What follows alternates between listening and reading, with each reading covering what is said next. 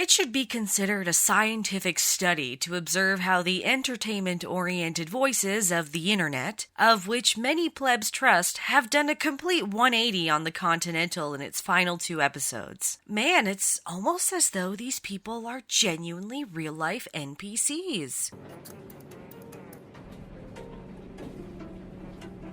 Or maybe the paychecks really are that good, given this chick rated The Little Mermaid 4 out of 5, but then completely shat on a series that develops characters over DEI checkboxes. Game Rant's flip was equally fun to watch, with the critic going from dedicating a good chunk of his episode 1 review to shitting on how problematic Mel Gibson is, to praising it for its John Wick-style finale. But I guess that's expected from a dude who proudly gloats about winning a single Smash Bros. Tournament in his bio. I ain't even got a fucking question, and I know this look. This nigga play Smash too much. And y'all know how I feel about enthusiastic Nintendo fans. They're frozen. Well, we like Shh. They're frozen.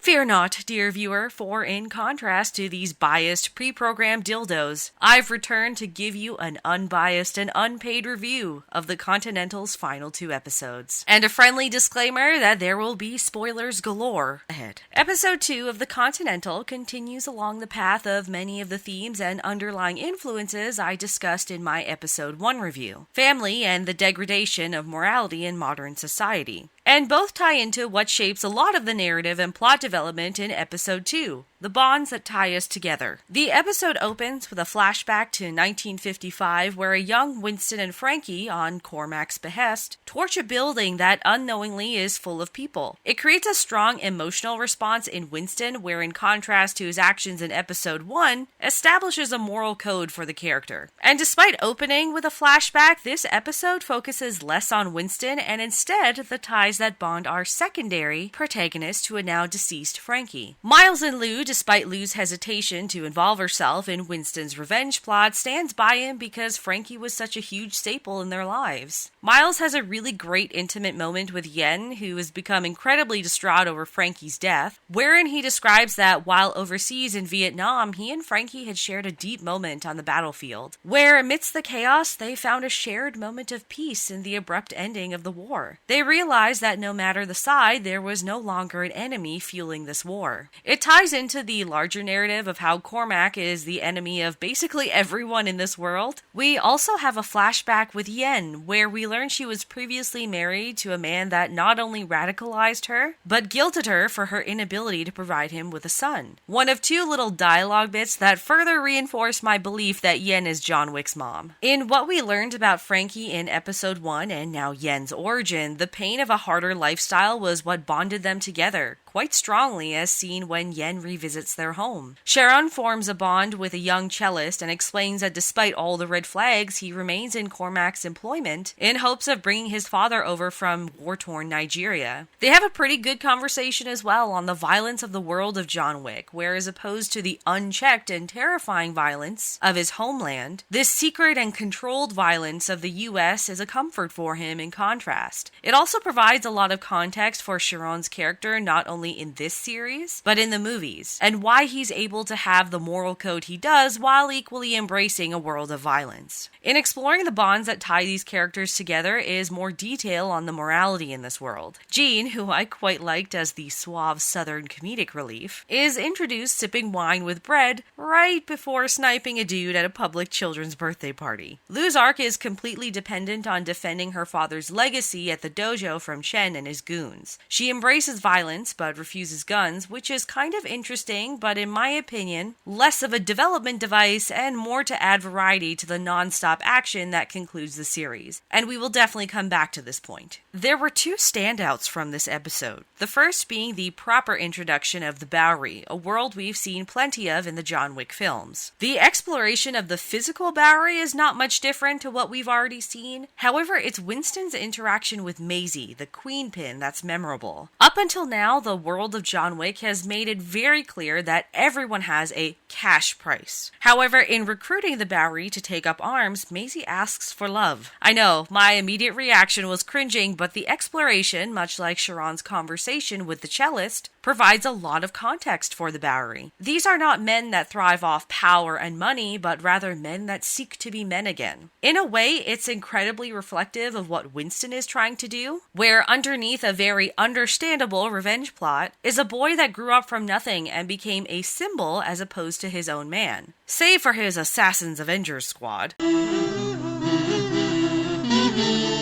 Winston is seen as a pawn to those around him. Cormac when he was a child, the London investors in closing a deal, and a female fantasy in the affair that he has at the beginning of episode 1. Even his relationship with Frankie is so damaged that he's seen as less of a brother and more of a soul that needs saving. In addition, this conversation between Maisie and Winston adds a lot of much-needed humanity to the world of John Wick. Yes, we can empathize with John in the first film, but past that, the next 3 installments, in my opinion, forego humanity for the sake of making insanely cool, indestructible assassins. The second standout from this episode, and the part that ties in most significantly into the finale, was Cormac and his underlying ties into one of the sub-themes of religion. Christianity thus far in the show has been a subtle influence, and given the time period, it's expected. It's been used as a way to add positivity to scenes as well, such as when Miles tells Yen the Vietnam story. In contrast, Cormac twists religion to his advantage as opposed to his salvation, because that's all his character is, an embodiment of sin. He's a power-hungry bully to the extreme, as is seen by his ruthless butchering of the cellist. The final scenes featuring Cormac play into the religious themes and actually foreshadow quite nicely what to expect in the final episode. Upon the grandeur of his office is an insane amount of horse symbolism. In Christian texts, horses generally symbolize freedom and power, 2 subjects that tie in tightly to the narrative of this second episode, but also for both our protagonist and antagonist. However, we see a lot of horse statues and decor in the office, like in excess almost, and coincidentally in 4 colors that I inferred as the 4 horsemen of the apocalypse. An overused trope and influence, but one I still find interesting whenever it shows up. The 4 horsemen, for those that are unaware, stand for conquest, war, famine, and death. And it's been pretty easy to see all of these thus far in the Continental. The starving of morality in modern society, the brewing war between not only Winston and Cormac, but the underlying conflicts that the factions behind the Continental raise, Winston's need to conquer this corrupt institution and, in an odd way, instill a better code. Cormac is just the embodiment of death. Aside from his scenes with the adjudicator, pretty much every scene he's featured in involves him killing someone, and that's pretty much the influence of the entire final episode. I don't have much to dive into with episode 3 in terms of depth and subject matter. It was more or less the action-packed finale many of us hope for. It's on a TV budget, and for what it is, I enjoyed it. All these secondary characters we saw throughout the series play into the violence smoothly with their own unique fighting styles, with an equal fury of gunfire and hand-to-hand combat taking the forefront for some of the coolest scenes in the episode. My enjoyment of the Continental so far has been more based on the amazing depth it provides for the John Wick universe. But that focus is lost in the final episode, and it felt a bit whiplashy to say the least. The series drifts away from the development to play into cliches and plot conveniences for action.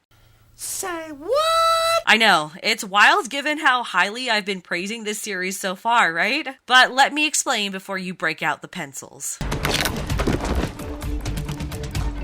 Number 1, Lemmy unsurprisingly dies. Not a biggie, but a cliche that I noticed nonetheless. It's meant to be an emotional moment for all the characters, but his little speech in the second episode, paired with his significant lack of development, made for a pretty predictable end for him. Leading up to his death, he has the least tactical suave of any of our protagonists. He can't seem to fire a gun well, he gets owned by a woman, and for the sake of adding tension, unsurprisingly passes out for about a third of the episode. 2. De Silva is reduced down to a vengeance arc as opposed to being symbolic of the viewer who is learning about this world for the first time. It turns out the reason we saw that burning building flashback was not just to establish a backstory for the Scott brothers, but to also showcase De Silva's reason for wanting to hunt down Frankie and his gang. The first episode made it seem as though she was in this to take down a huge drug enterprise, and came across Frankie Scott as a result. But instead, she's invested because she was in that burning building back in 1955 and was the little girl that we have never heard of that survived the fire.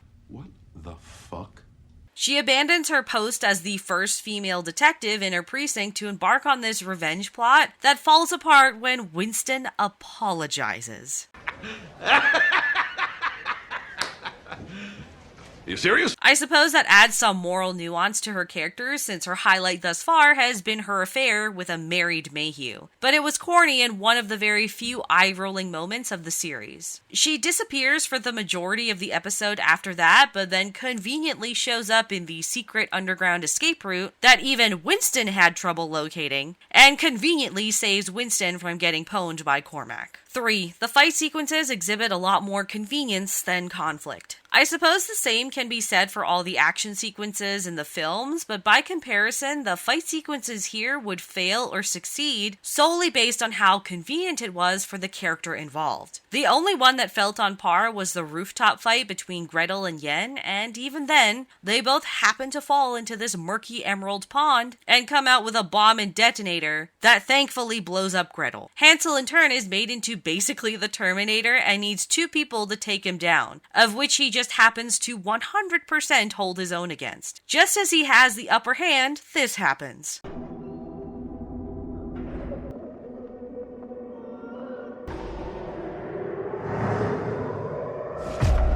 What the fuck is this? And it works out nicely because earlier the kid said that some items just call to him. 4. Speaking of the quiet one-armed Chinese beggar, the entire subplot between Lu and Shen was useless. It had started off as a decent way to develop her character and add a little bit more depth to the siblings overall. But instead it doesn't end up developing either of them. Lu's image of her father is shattered and it doesn't lead to any sort of resolution. It just leads to an uber-convenient Chinese boy in a vent dropping a gun down to her. 5. Cormac consistently is kept alive for the sake of having a full episode. I could forgive the first instance in which Sharon hesitates in killing Cormac at the beginning of the episode. But past that, there were so many chances to take him down that I felt a little frustrated. He doesn't so much as get injured either, despite the numerous instances where he should have, at the very least, sustained a gunshot wound. 6. The input of the fat nerd in the control room was utterly useless. This guy was computing probabilities and it wasn't quirky or funny, it was just pointless. And he was only there for Cormac to brutally murder in the end, so that they could unlock a surprise detonation feature for the hotel. 7. The Adjudicator is reduced down to a tie-in to the larger Wick universe. She's not menacing, she didn't add any tension to the plot or characters, and she didn't ultimately have any sort of influence on the narrative. She was simply there to remind us that the world of John Wick is far bigger than just the hotel. I suppose that we could say in Winston killing her at the end of the finale created a purpose, as now there's a new storyline that can develop should the creators pursue a second series. With all these faults, however, the series does end with a sense of rebirth. The Continental has a new owner who's not a power-hungry bully. Sharon finds his footing as his own man and not a butler. Jean, funnily enough, finds love in the takeover of a civilian's apartment to oversee the hotel. Lou and Miles have found their respective places in this world that aren't reduced down to protecting a legacy or finding a niche for a desperate vet, and Yen still makes me think that she's John Wick's mom because before she planned to 9/11 herself, Prepare to die! Miles tells her that she does have something to live for. I don't care. Despite all the issues in that final episode, though, I still rank The Continental as one of the better new shows I've seen in recent years. It takes an already beloved universe and expands it in ways that work exceptionally well for it. I enjoyed every minute, problems and all, and the deliberate open ending has left me wanting more. Anyways, that's all I've got for you today. Thanks for stopping by and stay frosty, friends.